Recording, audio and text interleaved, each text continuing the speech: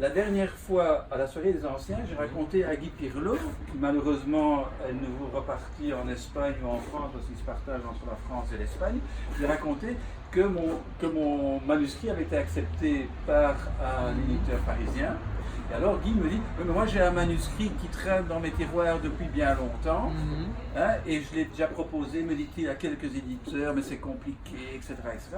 Hein. Alors je lui ai dit, ben, si tu veux, je vais te présenter à mon éditeur.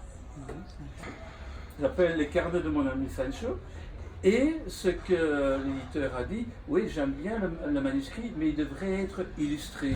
Alors Guy a une chance extraordinaire, une de ses deux filles qui habite à Boston, dessine magnifiquement bien.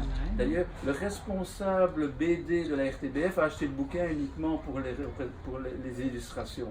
Et donc, Guy a pu être publié chez le même éditeur que moi, grâce à son talent d'abord, parce que bon, c'est bien écrit, mais quand on se dit à quoi peut servir des soirées d'anciens, voilà, ça peut servir.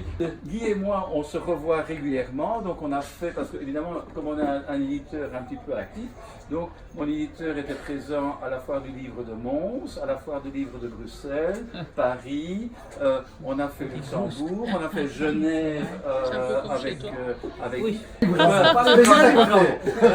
Et là aussi, c'est Guy qui avait dit, oui, j'aimerais bien aller là parce que c'est le truc super littéraire, etc.